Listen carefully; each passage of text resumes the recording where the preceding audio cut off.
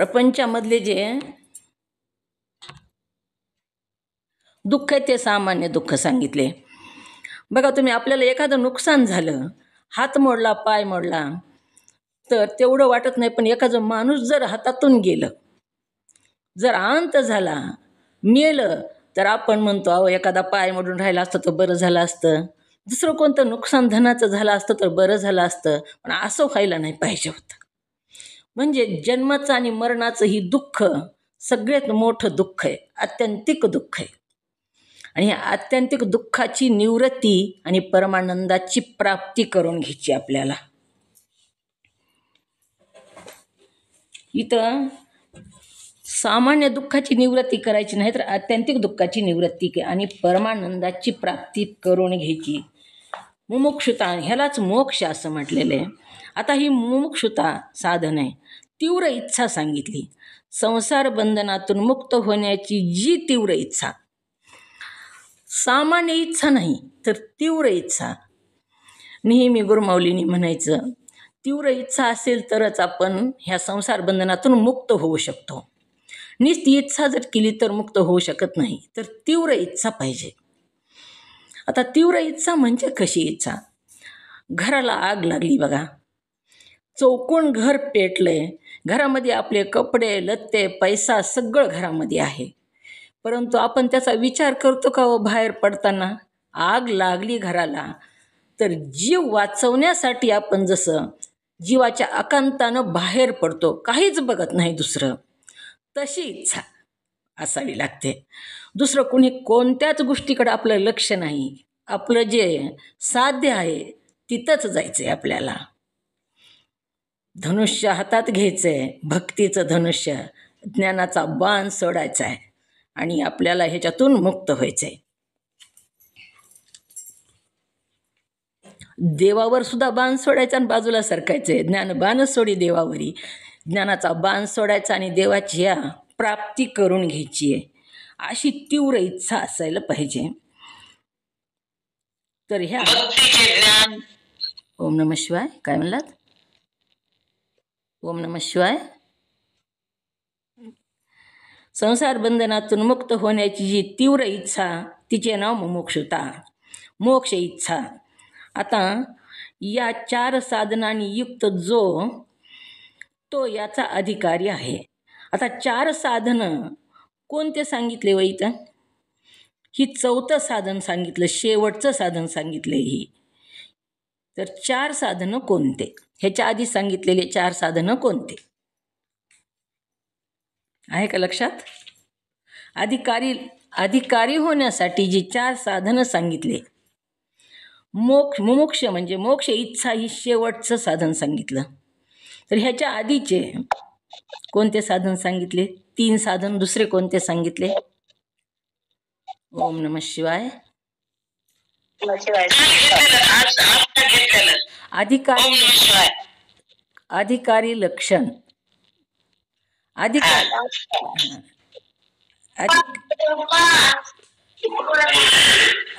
लक्षणामधले पहिलं साधन सांगितलं आत्मा अनात्मा विवेक, दुसरं सांगितलं वैराग्य, तिसरं शमदमादी षड संपत्ती आणि शेवटचं म्हणजे 4थं साधन आहे मोक्षाची इच्छा, मोक्ष इच्छा. ह्या 4 साधनांनी युक्त जो तो याचा अधिकारी आहे. आता या ग्रंथाचा विषय कोणता? ह्या ग्रंथाचा विषय सांगितला जीव ब्रह्म ऐक्य, म्हणजे जीव शिव ऐक्य. जीव जो आहे तो शिवापासून वेगळा झालेला आहे आणि आपण त्याच्यामध्ये जाऊन ऐक्य करून घ्यायचे. ह्या ग्रंथाचा विषयच तो सांगितलेला आहे. प्रत्येगात्म्याची म्हणजेच जीवाची. आता प्रत्येगात्मा कशाला म्हणावं? प्रत्येकाच्या आपल्या आतमध्ये जो आत्मा आहे त्याला प्रत्येगात्मा असं म्हटलेलं आहे. प्रत्येकाच्या आतमध्ये चराचरामध्ये जेवढे प्राणी आहेत, आपण ज्याला जीव म्हणतो, त्याच्यात प्रत्येकाच्या आतमध्ये जो आत्मा आहे त्याला प्रत्येगात्मा असं म्हणावं. ह्याची व्याख्या लिहून घ्या प्रत्येगात्म्याची. प्रत्येकाच्या आतमध्ये असलेल्या आत्म्याला प्रत्येगात्मा म्हणावं. ओम नमः शिवाय. ओम नमः शिवाय लिहून घ्या. प्रत्येकाच्या आतमध्ये असलेल्या आत्म्याला प्रत्येगात्मा असे म्हणावे.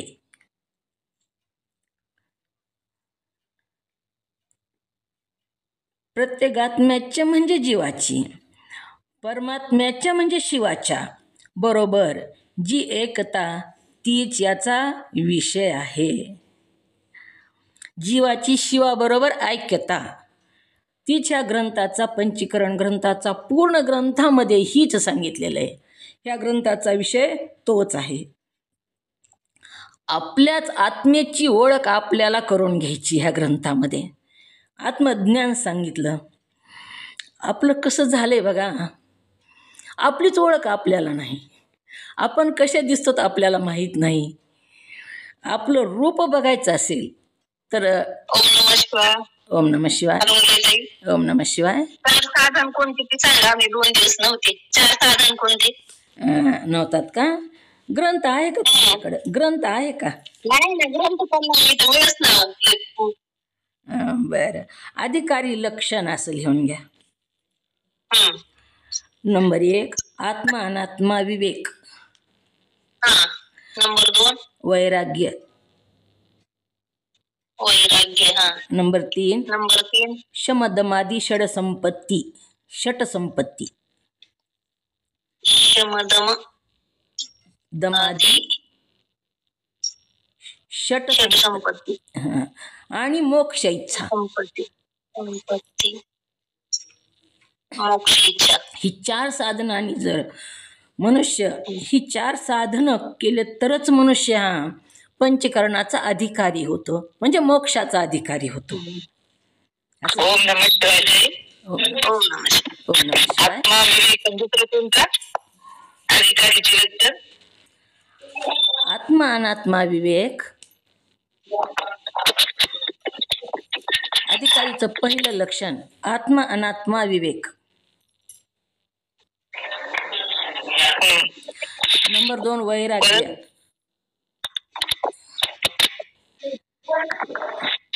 नंबर 3 शमदमादी षटसंपत्ती.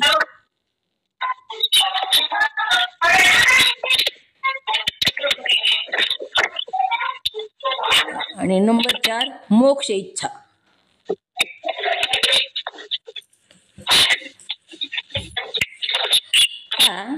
झालं का? ओम नमः शिवाय.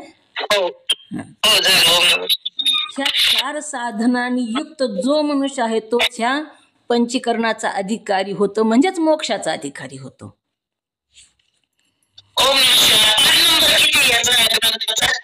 आता सुरू 26 पान नंबर सुरू आहे ग्रंथाचा. ह्या 4 साधनांनी युक्त जो तोच याचा अधिकारी आहे. आता या ग्रंथामध्ये ग्रंथाचा विषय काय सांगितला तर प्रत्येगात्म्याची म्हणजेच जीवाची.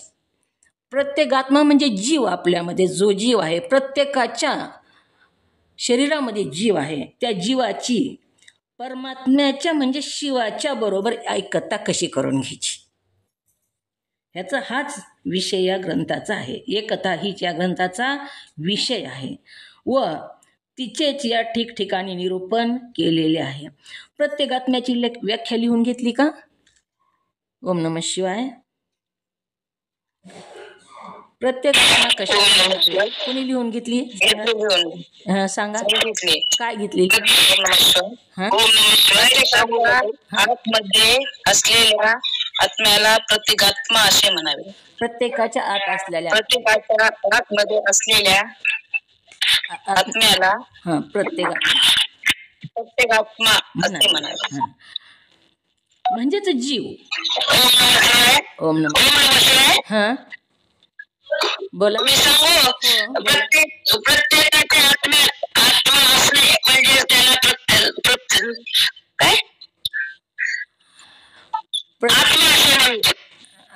प्रत्येकाच्या आत्म्यात आत्मा असणे त्याला आत्मा म्हणतात. आत्म्यात आत्मा नसतो, देहामध्ये आत्मा.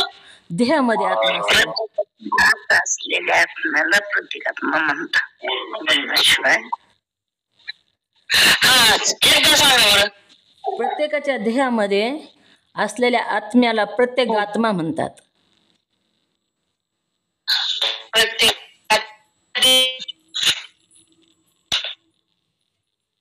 प्रत्येकाच्या ओम नमः शिवाय. ओम नमः शिवाय. हा प्रत्येकाच्या हा हा. देहामध्ये प्रत्येकाच्या विषय देहामध्ये शरीरामध्ये देहामध्ये असलेल्या आत्म्याला मध्ये असलेल्या आत्म्याला प्रत्येक आत्मा असं म्हणावं. प्रत्येकाच्या आत जो आत्मा भरलेला आहे तुमच्यामध्ये माझ्यामध्ये सगळ्या ह्या घटामध्ये जी आत्मा आहे त्याला प्रत्येक आत्मा असं म्हटलेलं आहे. आणि ह्या ग्रंथाचा विषय काय आहे तर जीवाची शिवा बरोबर ऐकता हीच विषय ह्या ग्रंथाचा. तो कसा इथं सांगितला याचा विषय आहे. झालं का लिहायचं झालं का? ओम नमः शिवाय. ओम नमः शिवाय. हा काय लिहिलं? प्रत्येकाच्या देहामध्ये असलेल्या आत्म्याला प्रत्येगात्मा असे म्हणतात. प्रत्येगात्मा प्रत्येगात्मा प्रत्येगात्मा बरोबर प्रत्येगात्मा असे म्हणतात. आलं का? हो. प्रत्येगात्म्याची म्हणजे ती जीवाची परमात्म्याच्या म्हणजे शिवाच्या बरोबर जी एकता तीच या ग्रंथाचा विषय आहे. आपल्याला आपल्या जीवाचं शिवाबरोबर ऐक्य करून घ्यायचंय आणि तीच ह्या ग्रंथाचा विषय आहे असं सांगितलं. ह्या ग्रंथामध्ये ठिकठिकाणी त्याचंच वर्णन केलेलं आहे. जीवाबरोबर जीवाची आणि शिवाची ऐक्यता कशी करून घ्यावी याचंच निरूपण ह्या ग्रंथामध्ये प्रत्येक ठिकाणी केलेलं आहे. आता याचा संबंध कोणता तो सांगतो. प्रतिपाद्य आणि प्रतिपादक भाव या दोघाचा जो संबंध आहे तोच संबंध या ग्रंथ आणि अद्वितीय ब्रह्म या दोघाचा आहे. आता प्रतिपाद्य आणि प्रतिपादक. प्रतिपाद्य म्हणजे विषय आणि प्रतिपादक म्हणजे सांगणारा. सांगणारा जो आहे तो प्रतिपादन करतो म्हणून प्रतिपादक आणि जी विषयाबद्दल सांगतो तो विषय इथं सांगितलं आहे.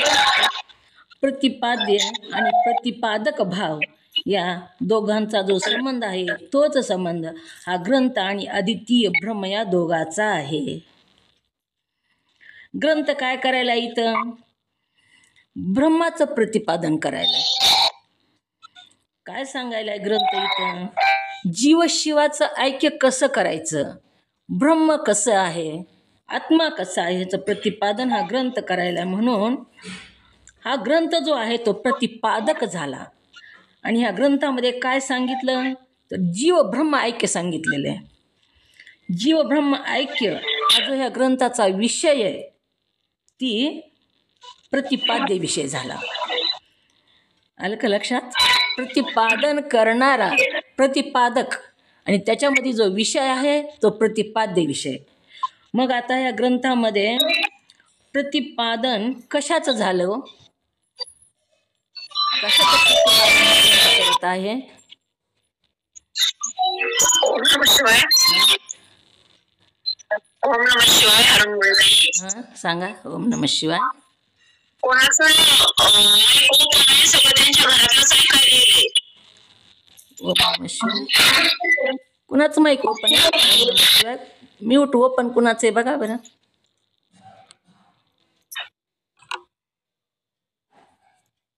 मला तर काही समजं नाही ह्याच्यावर म्यूट कुणाचं ओपन आहे ती. ओम नमः शिवाय. प्रतिपाद्य आणि प्रतिपादक भाव सांगितला. ओम नमः शिवाय. हा ग्रंथ जो प्रतिपादन करतो तो कशाचं प्रतिपादन करायलेला आहे हा ग्रंथ तर अद्वितीय ब्रह्माचं प्रतिपादन करायलेलं आहे. आत्मा आणि ब्रह्म हे एकच आहे, दोन नाही.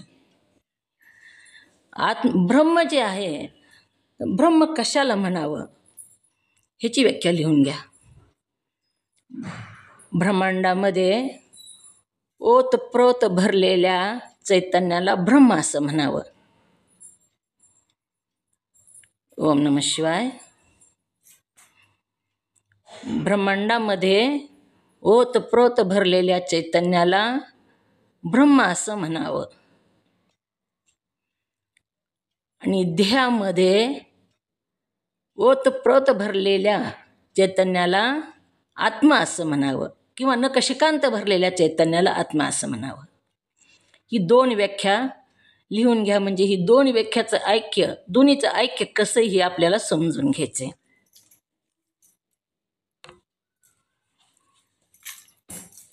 ब्रह्मांडामध्ये ओतप्रोत भरलेल्या चैतन्याला ब्रह्म असे म्हणावं.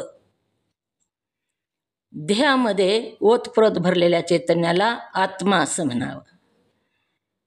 काय लिहून घेतलं? ओम नमः शिवाय. ओम नमः शिवाय. ब्रह्मांडात ओतप्रोत भरलेल्या चैतन्याला ब्रह्म असे म्हणतात. आणि देहामध्ये आत्मा कुणाला म्हणावं? नकशिकांत भरलेल्या चैतन्याला आत्मा असं म्हणावं. आत्मा असे म्हणावे. ओम नमः शिवाय. ओम नमः शिवाय. नंदाताई ढगे सांगा, आत्मा कशाला म्हणावं? देहामध्ये नकशिकांत भरलेल्या चैतन्याला आत्मा असं म्हणावं. आत्मा एका ठिकाणी आहे देहात आणि एका ठिकाणी नाही असं आहे का हो? माझ्या एका पायात आत्मा आहे आणि एका पायात नाही असं होतं का? पूर्ण शरीरात नकशिकांत भरलेला आहे तो आत्मा. आणि जी चैतन्य आपल्या शरीरात भरलेलं आहे सगळीकडं, त्यालाच आपण आत्मा असं म्हणावं. कुठंही थोडासा काटा टोचू द्या, ते आपल्या लक्षात येतं. पूर्ण शरीरामध्ये ओतप्रोत भरलेलं जे चैतन्य त्याला आत्मा म्हटलेलं आहे. आणि पूर्ण ब्रह्मांडामध्ये ओतप्रोत जे चैतन्य भरलं त्याला ब्रह्म असं म्हटलेलं आहे. आणि जे ब्रह्मांडामध्ये चैतन्य भरलं आहे तेच चैतन्य आपल्या आत्म्यामध्ये सुद्धा आहे. तेच चैतन्य आत आलं ह्या देहामध्ये म्हणून त्याला आत्मा असं नाव आलेलं आहे. तर ब्रह्माची व्याख्या काय? ओम नमः शिवाय. ब्रह्म चैतन्य कशाला म्हणावं? ओम नमः शिवाय. हां हां सांगा. ब्रह्मांडामध्ये ओतप्रोत भरलेल्या चैतन्याला ब्रह्म असे म्हणा. हां. आणि देहामध्ये आत्मा कशाला म्हणावं? देहामध्ये नशिकांत भरलेल्या चैतन्याला आत्मा म्हणा. नखशिकांत म्हणजे नखापासून शिखापर्यंत असं म्हणलं तरी चालतं. आणि देहामध्ये ओतप्रोत भरलेल्या चैतन्याला आत्मा म्हणावं असं म्हणलं तरी चालतं. दोन्ही कोणतं? ओतप्रोत म्हणजे सगळीकडं तुडुंब भरलेलं चैतन्य. आणि आत्मा आणि परमात्मा, जीव आणि शिव किंवा आत्मा आणि ब्रह्म ह्याची ऐक्यता हाच विषय ह्या पंचीकरण ग्रंथाचा सांगितला. जीव शिवाची ऐक्यता. जीव बाजूला झाला, ब्रह्मापासून देहामध्ये आला आणि म्हणून तो जीव बाजूला झाला, तो आत्मा बाजूला झाला. आणि तोच विषय आता इथं सांगितलेला आहे. प्रतिपाद्य प्रतिपादक भाव सांगितला.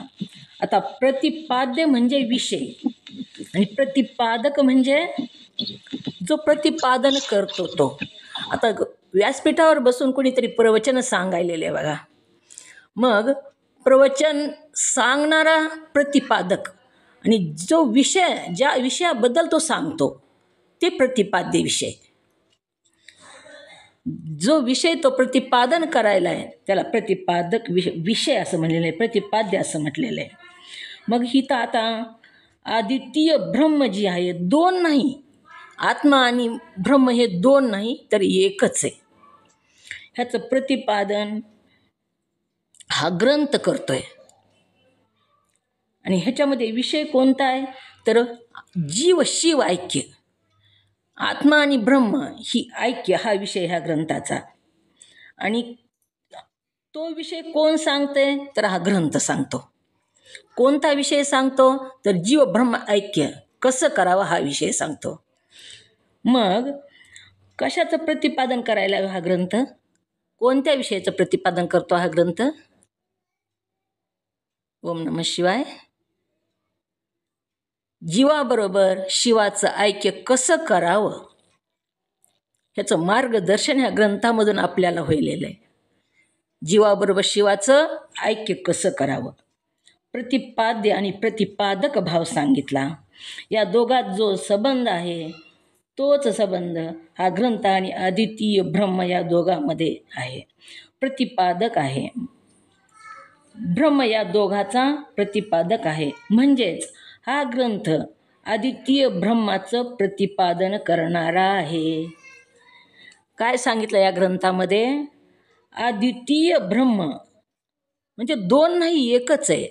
आत्मा आणि ब्रह्म वेगळं नाही तर एकच आहे, ह्याचं प्रतिपादन हा ग्रंथ करतो. म्हणून इथं अद्वितीय ब्रह्माचं प्रतिपादन केलेले. ब्रह्म प्रतिपादक करण्याचा विषय आहे. इथं या ग्रंथात कोणत्या विषयाचं प्रतिपादन केले तर ब्रह्माचं प्रतिपादन केलेलं आहे.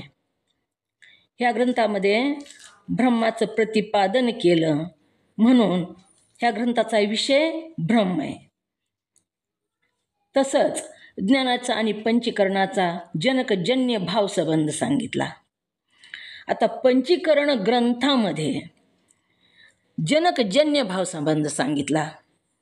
जनकजन्य म्हणजे काय तर जनक म्हणजे जन्म देणारा, उत्पन्न करणारा, आणि जन्य म्हणजे जन्म होणारा.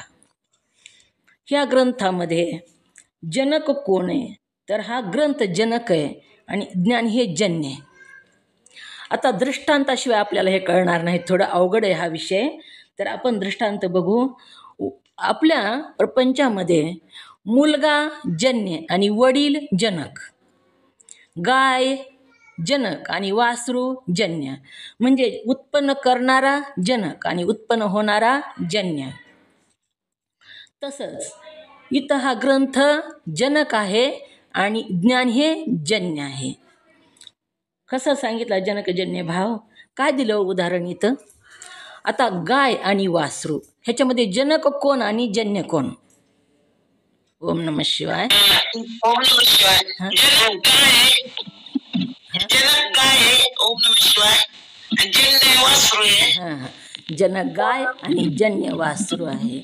आता वासरू आहे आणि मुलगा गाय ना, ओम मुलगा जन्य आणि वडील जनक आहेत. मुलगा जन्य जनक आहे. आई हां, ओम नमः शिवाय. ओम नमः शिवाय. बरोबर आहे का नाही? हो, दुसरं बोला. ओम नमः शिवाय. दुसरं बोला, सांगा महाजन ताई, सांगा.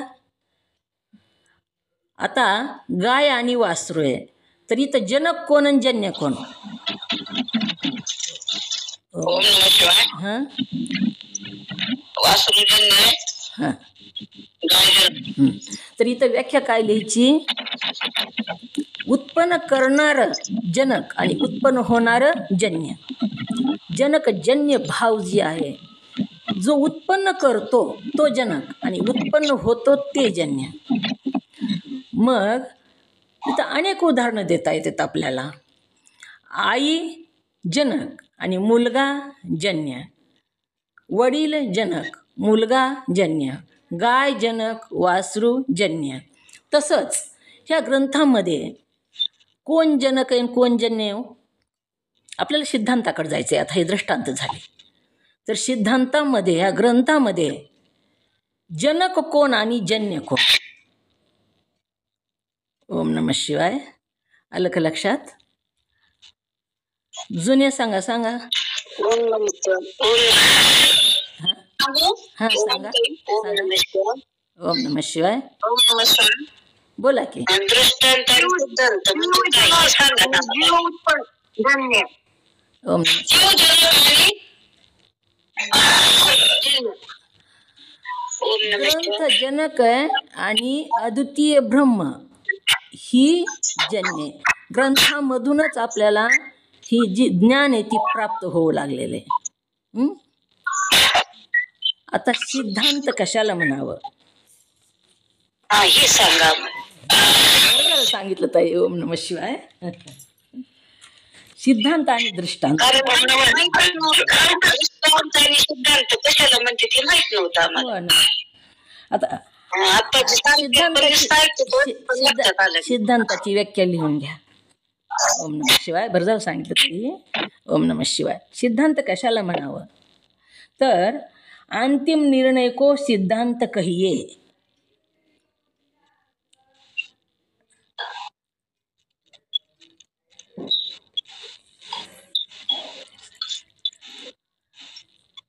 अंतिम निर्णय को सिद्धांत कहिये.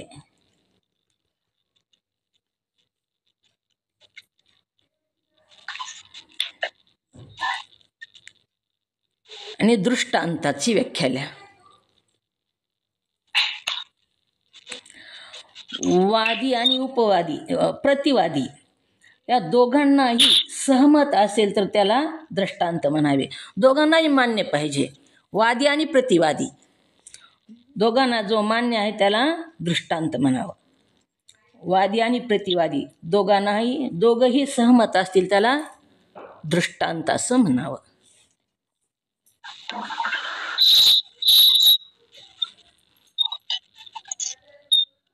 काय लिहून घेतलं. सिद्धांताची व्याख्या काय लिहून घेतली.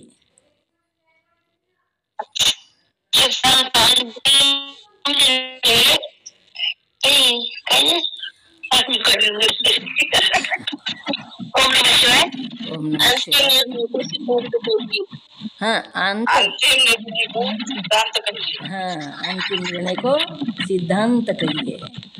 अंतिम निर्णय ह्याच्या पुढे ह्या निर्णयाचं कोणीच खंडन करू शकत नाही. त्याला सिद्धांत असं म्हणावं. या निर्णयाचं खंडन होत नाही. ती सिद्धच आहे. ती सत्यच आहे. ती खरंच आहे.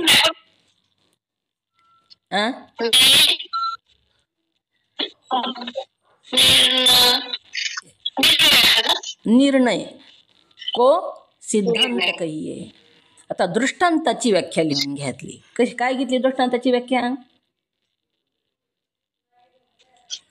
वादी आणि उपवादी दोघंही सहमत असतील त्याला दृष्टांत म्हणावे. ओम नमः शिवाय.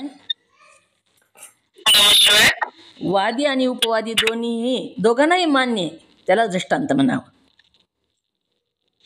एकालाच मान्य एकाला मान्य नाही तर तो दृष्टांत होऊ शकत नाही.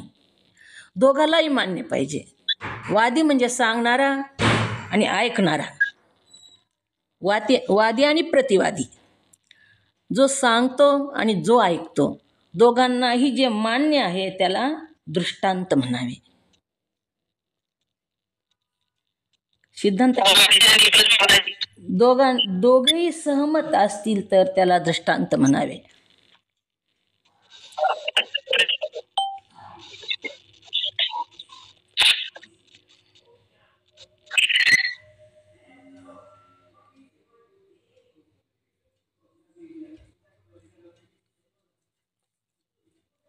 ओम नमः शिवाय. काय लिहिलं सांगा. सिद्धांताचं काय लिहिलं आणि ओम नमः हां सांगा. ओम नमः शिवाय. ओम नमः शिवाय. सिद्धांताची व्याख्या. अंतिम निर्णय को सिद्धांत कहिये. दृष्टांताची व्याख्या. वादी आणि प्रतिवादी दोघेही सहमत असतील त्याला सिद्धांत म्हणावे. अगदी बरोबर लिहिलं. बरोबर आहे. आणखीन सांगा कोणी म्हणजे दृष्टांत म्हणावे. सांगा. ओम नमः शिवाय. सांगा व्यवहारित. सिद्धांत म्हणजे अंतिम निर्णय को सिद्धांत कहिये. दृष्टांत वादी व उपवादी दोघांनाही मान्य त्याला दृष्टांत म्हणावे. दोघांनाही जे मान्य त्याला दृष्टांत म्हणावं. आता इथं दृष्टांत दिलेला आहे. ओम नमः. तुम्ही 2 दिवस सांगितलेलं मला लिहिता आलं नाही. मी वरच्या दवाखान्यासाठी लेकरापाशी जीव तर मिळायला दिसतं माझं. पुन्हा येतंय मध्ये मध्ये सांगा कोणतं लिहून घ्यायचं ती आपण देऊ पुन्हा. प्रत्येक आता पुढे 30 शब्द येतात सारखे आपल्याला पाठ होण्यासाठी म्हणून. काय केले तिथं बसून पण लिहिता आलं नाही मला. ओम नमः शिवाय. नमः शिवाय. तुमच्या चरणावर ओम नमः शिवाय. वादी आणि प्रतिवादी दोघंही सहमत असले तर त्याला सिद्धांत म्हणावे. दृष्टांत म्हणावे, दृष्टांत म्हणावे त्याला, सिद्धांत नाही, दृष्टांत. आणि अंतिम निर्णय को सिद्धांत कहिये. जे शेवटचा निर्णय आहे अंतिम, ज्याचं कोणीच खंडन करीत नाही, त्याला सिद्धांत असं म्हणावं. मी सांगायले असं लिहून घेऊ नका, विश्लेषण करून सांगायले ती लिहून एवढंच घ्या की अंतिम निर्णय को सिद्धांत कहिये. मी समजण्यासाठी तुम्हाला विश्लेषण करून सांगायले. अंतिम निर्णय को सिद्धांत कहिये. झालं का? कुणी विचारलं होतं आता? शिगेताईने विचारलं का? हो हो, ओम नमः शिवाय. हो ओम नमः शिवाय. लिहिलं का ओम मग? नमः शिवाय. मी जेव्हा बाई आहे. हो हो, आवाजावरून लक्षात आलं माझ्या. हो हो ओम नमः शिवाय. लिहिलं का? शिगेताई लिहिलं का? अंतिम हो, निर्णय लिहिलं. को सिद्धांत कहिये. आणि दृष्टांताचं काय लिहिलं? दृष्टांताचं वादी आणि प्रतिवादी दोघंही सहमत असले तर त्याला दृष्टांत म्हणावे. बरोबर लिहिलं, दृष्टांत म्हण. ओम नमः. सिद्धांत आणि दृष्टांत हे आज आपल्याला कळालं. मुमुक्षुता लक्षण आता बघायचे आपल्याला, पण आज ते आपल्याला आता उद्या बघायचे. आपला आजचा वेळ आता पूर्ण झालेला आहे, संपलेला आहे. झालेली सेवा गुरुचरणी अर्पण. जे माझ्या मुखातून योग्य शब्द बाहेर गेले ते माझ्या सद्गुरू माऊलीचे, जे चुकलं ते माझ्या ह्या ध्येयाचा दोष आहे. तुम्ही ऐकणारे आहात, काय चुकलं तर मला सांगा, थोडं थोडं मार्गदर्शन करा. आपण सगळे मिळून हा ग्रंथ सोडवू. इथं काय ग्रंथ व्यासपीठावर बसून सांगायचं नाही, तर सगळ्यांनी मिळून सोडवायचा आहे हा ग्रंथ. म्हणून तुम्ही जे ऐकणारे आहेत ती त्यांनी मला थोडं थोडं मध्ये सांगावं. जसं व्यवहारीबाईने आता सांगितलं, बरोबर सांगितलं, खूप लक्षात मला चांगलं वाटलं. माझं ती सांगायचंच राहिलं होतं, विसरलं होतं. म्हणून दृष्टांत आणि सिद्धांत सांगायचं राहिलं, आणि सिद्धांत दृष्टांत सांगू लागले मी. ती कसं कळलं तुम्हाला? म्हणून झालेली सेवा गुरुचरणी अर्पण. ओम नमः शिवाय.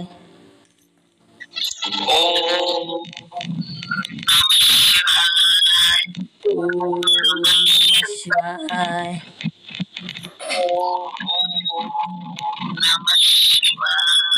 ओम नमः शिवाय.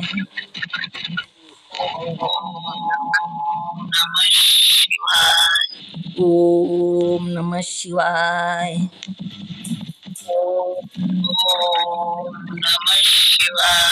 मया कृतं सर्व जप फलम श्री सद्गुरु मन्मथ स्वामी तीर्थं समर्पयामि. झालेली तुम्हा सर्व साधू संतांचे समर्पण. सर्वांच्या चरणी साष्टांग धन्यवाद.